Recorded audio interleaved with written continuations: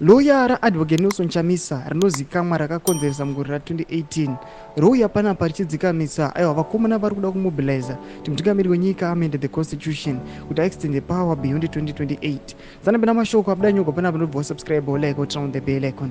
Tabani Mpofu anozikamwa kuti ndiye akambodzikamisa Anselm Sanyatwe kuti awithdraw mastatements kana mashoko akataura kuti aiwa ZANU-PF chatonga kusvika madhonga ane nyanga.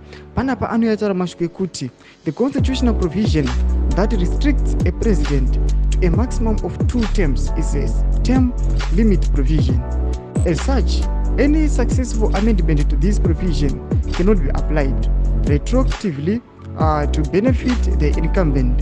In simple terms, Mnangagwa is constitutionally eligible to benefit from an extension of the presidential term limit. Therefore, any attempt to do so would not only be fatal but also a blatant violation of the constitutionalism.